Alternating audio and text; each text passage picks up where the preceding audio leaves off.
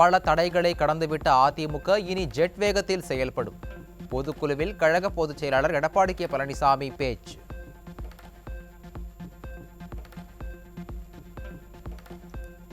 அரசியல் கத்துக்குட்டியாக இருக்கும் உதயநிதிக்கு அதிமுகவை விமர்சிக்க எந்த தகுதியும் இல்லை.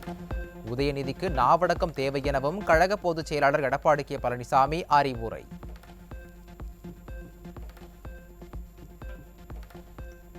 உங்க தாத்தாவுக்கு பேனா சின்னம் வைக்க 83 கோடி நிதி எங்கிருந்து வந்தது என்று அதிமுக பொதுச் செயலாளர் கேள்வி. விளையாட்டுத்துறை அமைச்சர் விளையாட்டுத்தனமாக செயல்படுவதாக விமர்சனம். பாஜகவுடன் கூட்டணி இல்லை என அதிமுக பொதுச் செயலாளர் எடப்பாடி கே பழனிசாமி மீண்டும் திட்டவட்டம். பாஜக கூட்டணியில் இருந்து அதிமுக வெளியேறியதால் ஸ்டாலினுக்கு தூக்கம் போய்விட்டதாக விமர்சனம். அதிமுக ஆட்சியில் மாநில அரசு கேட்ட நிதியை மத்திய அரசு ஒருபோதும் கொடுத்ததில்லை. காங்கிரஸ் ஆண்டாலும் பாஜக ஆண்டாலும் தமிழ்நாட்டில் மாற்றாந்தாய் மனப்பான்மையோடுதான் பார்ப்பதாக கழக பொதுச் செயலாளர் எடப்பாடி கே பழனிசாமி விமர்சனம். மேலும் பல திமுக அமைச்சர்களுக்கு தண்டனை கிடைப்பது உறுதி. நாடாளுமன்ற தேர்தலுக்குள் பல பேர் எந்த இடத்தில் இருக்க வேண்டுமோ அங்கே இருப்பார்கள் என கழக பொதுச் செயலாளர் எடப்பாடி கே பழனிசாமி சூசகம். மக்களை சந்திப்பதை விட இந்தியா கூட்டணியின் கூட்டம்தான் முதல்வருக்கு முக்கியமா என கழக பொதுச் செயலாளர் கேள்வி. ஸ்டாலின் தான் வந்தாரு, நீச்சலடிக்க விட்டாரு என பொதுமக்கள் விமர்சனம் செய்து வருவதாகவும் பேச்சு. 2015ஆம் ஆண்டு வெள்ளம் தொடர்பாக தவறான தகவலை ஸ்டாலின் சொல்லி வருவதாக கழக பொதுச் செயலாளர் எடப்பாடி கே பழனிசாமி குற்றச்சாட்டு.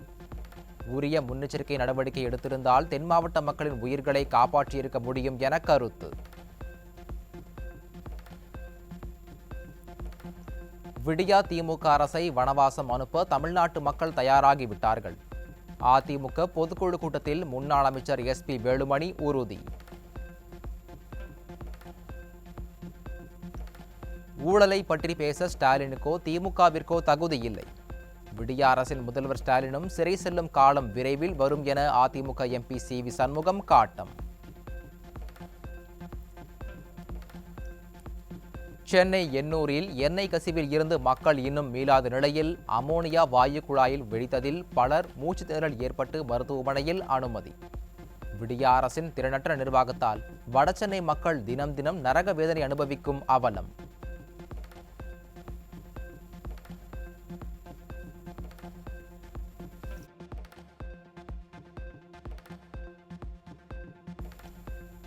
அமோனியா வாயு வெளியேறியதால் கண் எரிச்சல், மூச்சு திணறலால் எண்ணூர் பகுதி மக்கள் அவதி. வட சென்னையில் செயல்படும் தொழிற்சாலைகளை மாசு கட்டுப்பாட்டு வாரிய அதிகாரிகள் முறையாக ஆய்வு செய்யாமல் தூங்கிக் கொண்டிருப்பதாக குற்றச்சாட்டு.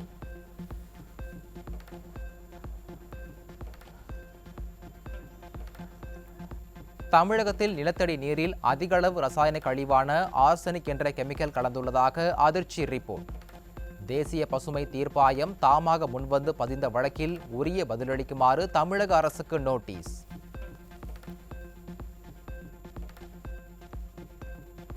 கடலூர் மாவட்டம் விருத்தாச்சலம் அருகே கூழாங்கல் கடத்தலை தடுக்க முயன்ற கனிம வளத்துறை அதிகாரிகள் மீது மர்ம கும்பல் கொடூர தாக்குதல்.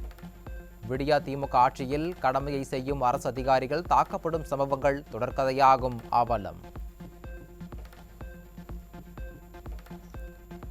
காஞ்சிபுரத்தில் பட்டப்பகலில் மக்கள் நடமாட்டமுள்ள இடத்தில் ரவுடி பிரபாகரன் ஓட வெட்டி படுகொலை. பட்டு சேலை உற்பத்திக்கு பெயர் போன காஞ்சிபுரத்தில் கொலைகள் அதிகரித்து வருவதால் மக்கள் அச்சம்.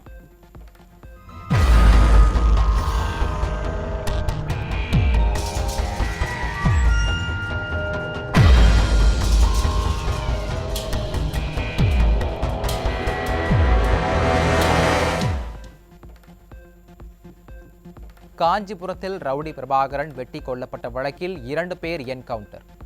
புதிய ரயில் நிலையம் அருகே துப்பாக்கிச்சூடு நடந்ததால் பதற்றம். விடியா அரசை கண்டித்து தமிழ்நாடு முழுவதும் தொழில்துறை மின் நுகர்வோர் கூட்டமைப்பு இன்று மனித சங்கிலி போராட்டம். மின்சார நிலை கட்டணம் மற்றும் பீக் ஹவர் மின் கட்டணத்தை ரத்து செய்ய வலியுறுத்தல். தமிழ்நாட்டில் கொரோனா பாதிப்பு மெல்ல மெல்ல அதிகரிக்கும் நிலையில் முன்னெச்சரிக்கையில் அலட்சியம். மக்கள் கூடும் இடங்கள் புத்தாண்டு கொண்டாட்டங்களுக்கு கட்டுப்பாடுகளை விதிக்க தவறிய விடியா மாடல் அரசு.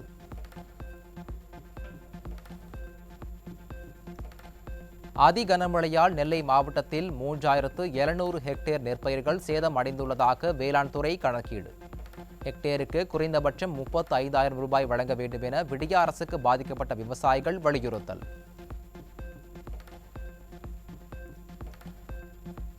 பெருமழையால் தென்காசி மாவட்டத்தில் 28 கிராமங்களில் 18,000 ஹெக்டேர் பயிர்கள் பாதிப்பு. 16 கோடி ரூபாய் மதிப்புள்ள பயிர்கள் சேதமடைந்துள்ள நிலையில் விடியா அரசு உரிய நிவாரணம் வழங்குமா என விவசாயிகள் எதிர்பார்ப்பு. தூத்துக்குடி மாவட்டத்தில் குடியிருப்புகளை சூழ்ந்த வெள்ளம் வடியாத நிலையில் எலிக்காய்ச்சல் பரவும் அபாயம்.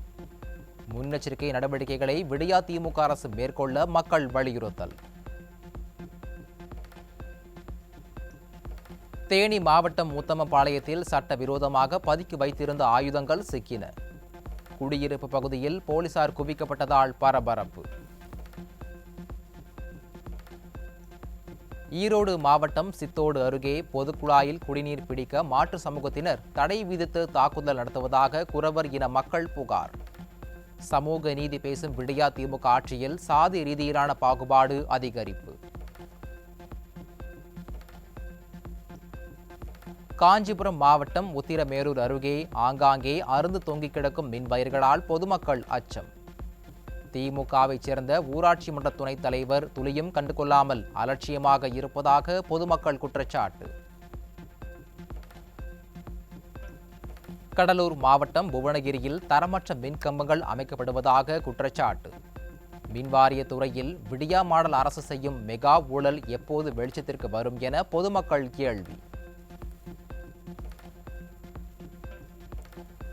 டெல்லியில் உள்ள இஸ்ரேல் தூதரகத்திற்கு அருகே திடீரென வெடிசத்தம் கேட்டதால் பரபரப்பு. மோப்பனாய் உதவியுடன் வெடிகுண்டு நிபுணர்கள் சோதனை செய்து விசாரணை.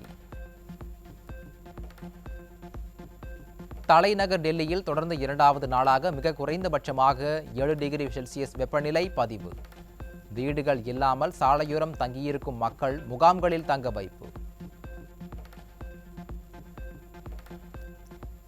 டெல்லியில் கடும் பனிப்பொழிவு காரணமாக 11க்கும் மேற்பட்ட விமானங்கள் ஜெய்ப்பூருக்கு திருப்பி விடப்பட்ட நிலையில் ஏராளமான விமானங்கள் தாமதமாகின. வட மாநிலங்களில் இருந்து டெல்லி நோக்கி சென்ற 14 விரைவு ரயில்களும் தாமதம்.